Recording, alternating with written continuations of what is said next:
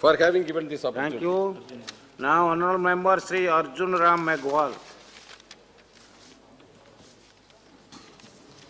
Thank you sir. आपने मुझे श्री अधीर रंजन चौधरी के जो प्राइवेट मेंबर बिल है वेलफेयर ऑफ चिल्ड्रन के बारे में बोलने का अवसर दिया। मान्यवर, बच्चों के कल्याण के लिए बहुत सी योजनाएं चलाई जा रही है, लेकिन उसकी जो क्रियान्विति है वो प्रॉपर नहीं होने से अभी जो आंकड़े आ रहे हैं कि भारत में भूख से भी बच्चे मर रहे हैं और जो कुपोषण है बच्चों में वो भी काफी मात्रा में है। अंडरवेट भी बच्चे बहुत ज्यादा हैं। ये रिपोर्ट चौंकाने वाली है। तो मेरा ये आग्रह है आपके माध्यम से सरकार से कि इसमें एक होलिस्टिक अप्रोच अपनाई जानी चाहिए। बहुत से महकमे बच्चों के कल्याण की बात करते हैं लेकिन कल्याण हो नहीं पाता है। जैसे मैं एक उदाहरण दूं, सामाजिक और न्याय और अधिकारिता मंत्रालय विकलांग बच्चों को छात्रवृत्ति देता है, लेकिन उसमें इफ और बट लगा देता है। अगर वो बच्चा विकलांग है तो उसका विकलांग का सर्टिफिकेट है, तो उसमें इफ और बट की क्या जरूरत है? तो उसमें ये जो कल्याणकारी योजनाएं हैं बच्चों की, उसमें ये जो किंतु परंतु है ये हटने चाहिए, नहीं तो ये योजना उस बच्चों तक पहुंचती नहीं है। मैं एक जिक्र करना चाहता हूं, अभी राइट टू एजुकेशन आया, 6 से 14 साल के बच्चों को अधिकार दिया कि आप पढ़ सकते हैं, और उसके लिए भारत सरकार ने एक सीटीएस चाइल्ड ट्रैकिंग सर्वे करवाया, और उसमें मान्यवर मैं बताना चाहता हूं आपके माध्यम से सरकार को कि ऐसे बच्चों की संख्या लाखों में आ रही है। मेरे स्टेट में, जब मैं राजस्थान से आ रहा हूं, मेरे बीकानेर जिले में सर्वे हुआ सीटीएस, हजारों में संख्या, स्टेट में लाखों में संख्या। मेरे ख्याल में संख्या का जब सर्वे होगा तो ये संख्या करोड़ों में जाएगी जो बच्चे नहीं पढ़ पा रहे हैं। तो मान्यवर, मेरा ये कहना है कि खाली सर्वे कराने से पार नहीं पड़ेगा, खाली राइट टू एजुकेशन देने से पार नहीं पड़ेगा। क्या वो बच्चा स्कूल जाएगा? कब जाएगा? कैसे जाएगा? वो बच्चा झुग्गी झोंपड़ी में भी रहता है, वो बच्चा घरों में बाल मजदूरी भी करता है, वो बच्चा होटल और रेस्टोरेंट में भी मजदूरी करता है। कैसे वो जाएगा घरों ये स्कूल में? तो ये एक चिंता का विषय है कि बच्चों के कल्याण की योजनाएं बनाने के लिए एक होलिस्टिक अप्रोच की जरूरत है, बच्चों के लिए नीति बनाने की जरूरत है। मान्यवर, मैं यहाँ पे बाल संरक्षण अधिनियम, किशोर न्यायालय जो इस देश में चल रहे हैं बच्चों के कल्याण के लिए, उनकी भी बात करना चाह रहा हूं। बाल संरक्षण अधिनियम बना हुआ है, अभी भी ऐसी रिपोर्ट है कि देश में किशोर न्यायालय नहीं खुले हैं। अभी भी बच्चों को, जो 15 साल से कम बच्चे जो अपराध कर बैठते हैं किसी वर्ष, वो सामान्य जेल में रहते हैं। मान्यवर, किशोर न्यायालय खुलने चाहिए। मैं आपके माध्यम से सरकार से अनुरोध करना चाहता हूं। अब लेबर लॉज की बात आई, शिवाकोशी में आपके पटाखे की फैक्ट्रियां हैं, वहां बच्चे काम करते हैं। हालांकि वो जो उनका उत्पादन है, उनकी जो प्रोसेस है, जो प्रक्रिया है, बच्चों के स्वास्थ्य के खिलवाड़ के लिए है, लेकिन वो बच्चा मजबूर है, उसको रोटी चाहिए, इसलिए वो शिवाकाशी की फैक्ट्री में भी काम करेगा, वो कारपेट की फैक्ट्री में भी काम करेगा, वो डायमंड ज्वेलरी की फैक्ट्री में भी काम करेगा, वो होटल और रेस्टोरेंट में भी काम करेगा, वो प्रिंटिंग सेक्टर की टेक्सटाइल में भी काम करेगा, वो माइनिंग सेक्टर में भी काम करेगा, उसको रोटी चाहिए। इसलिए ये कहना कि वो वहां पे काम करेगा तो बाल अपराध या कानून लागू होगा, लेकिन उसको रोटी कहां से मिलेगी, ये भी इस पे चिंता करने की जरूरत है। इसलिए होलिस्टिक अप्रोच की जरूरत है। मान्यवर, घरों में मजदूरी की बात आती है, अभी सर्वे हुआ, बड़े बड़े अधिकारियों के यहाँ, बड़े बड़े नेताओं के यहाँ, बड़े बड़े जजेज के यहाँ बाल मजदूर काम करते हैं। लोग कहते हैं बाल मजदूर कहां? अरे किसी घर चल जाओ, ढूंढ लो, मिल जाएंगे बाल मजदूर।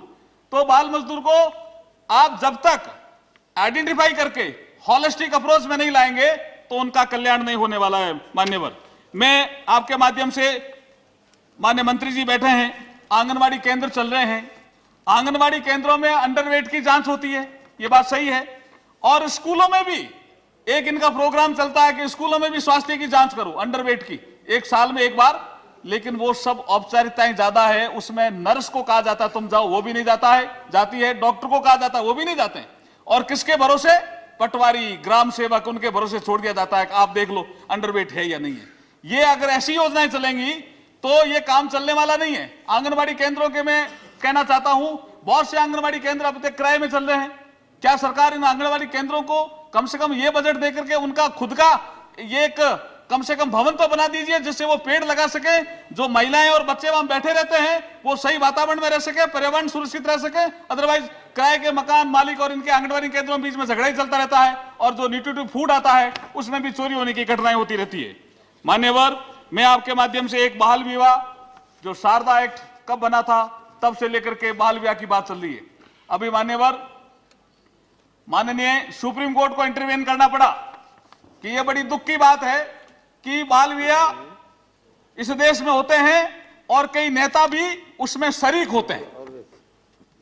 बाल विवाह अधिनियम बना हुआ है, लेकिन उन नेताओं को तो पता नहीं चलता कि ये 18 साल का है या 21 साल का है, चले जाते हैं। लेकिन मेरा यह कहना है कि बाल विवाह अधिनियम तब तक लागू नहीं होगा जब तक इसके लिए जागृति अभियान नहीं चलाया जाएगा। लोगों को अपने को जागृत करना पड़ेगा, अवेयरनेस कैंपेन करना पड़ेगा, उनको ये समझाना पड़ेगा कि ये जो एज है वो ठीक नहीं है। इसलिए जो सुप्रीम कोर्ट को इंटरवीन करना पड़ा है और एक तल्ख टिप्पणी की है नेताओं पे, इसलिए मैं चाहता हूं, आपके माध्यम से सभी नेताओं से भी अनुरोध करता हूं कि वो देखें जब कार्ड आए कि कहीं वो बाल विवाह में तो शरीक नहीं हो रहे हैं। ये भी एक अपने को प्रयास करना चाहिए। मान्यवर, मैं आपके माध्यम से एक एट्रोसिटीज की जो घटनाएं, दंगे होते हैं, इसमें भी बच्चे ही सबसे ज्यादा प्रभावित होते हैं। मान्यवर, चाहे कहीं भी एट्रोसिटीज की घटना हो, हमारे हरियाणा में मिर्चपुर की घटना हुई, हमारे राजस्थान में अभी हुसैपुर की घटना अलवर में हुई जिसमें SC/ST के लोगों के साथ एट्रोसिटी की गई। लेकिन एट्रोसिटी कहीं हो मान्यवर, उसमें बच्चे प्रभावित होते हैं, बच्चे स्कूल नहीं जा पाते हैं महीनों महीनों तक। तो ये चीजें भी अपने को देखने की जरूरत है उस होलिस्टिक अप्रोच में। मान्यवर, मिड डे मील में भी कई ऐसी घटनाएं आई है ध्यान में कि हैबिट के अनुसार खाना नहीं दिया जाता है और कहीं कहीं तो ऐसा सुनने में आता है कि मिड डे मील में भी छुआछूत हो रही है। मान्यवर, अगर कोई अनुसूचित जाति की महिला खाना बनाने आ गई तो गांव के दूसरे बच्चों ने उसका बाइकाट कर दिया कि हम भोजन नहीं करेंगे। तो ये ऐसी घटनाओं पे पुनरावृत्ति नहीं हो, इसलिए सख्ती से उस कानून की पालना होनी चाहिए, या उस स्कूल को मिड डे मील देना बंद करना चाहिए, या उस ग्राम पंचायत को जिसने ऐसा करने का साहस किया उसको जितने भी सरकारी योजनाएं हैं उसका लाभ नहीं मिलना चाहिए। मान्यवर, स्कॉलरशिप की बात आई, बच्चों को स्कॉलरशिप दी जाती, अनुसूचित जाति जनजाति माइनॉरिटीज के बच्चों को स्कॉलरशिप जाती। मान्यवर, ये क्या सिस्टम है? यहां से स्कॉलरशिप जाती है, फिर स्कूल में कॉलेज में जाती है, बच्चा ढूंढता रहता है मेरी स्कॉलरशिप कब मिलेगी। खाता क्यों नहीं खुलवा दिया जाता है? यहीं से क्यों नहीं भेज दिया जाता है? एक कॉपी लगा करके कॉलेज के प्रबंधन को दे दी जाए कि हमने छात्रवृत्ति भेज दी है और आप इसको वेरीफाई कर लीजिए। जब इंदिरा आवास का पैसा डायरेक्ट ग्राम पंचायत में जा सकता है तो बच्चों की स्कॉलरशिप क्यों नहीं जा सकती? क्यों नहीं इसमें संशोधन किया जाकर के उसको सुधार किया जाना चाहिए? मान्यवर, मैं मेडिकल और हेल्थ की बात भी करता हूं। बच्चों के जो डॉक्टर हैं वो कम है, पेडियाट्रिस्ट की डॉक्टरों की कमी है, गायनोलॉजिस्ट कम है इस देश में।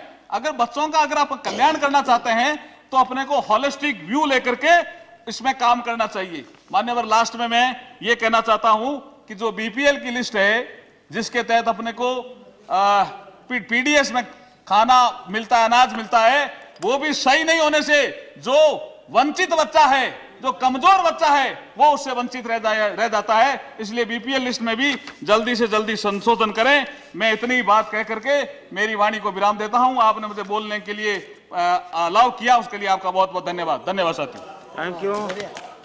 Honorable members, Shri Jagdambika Pal.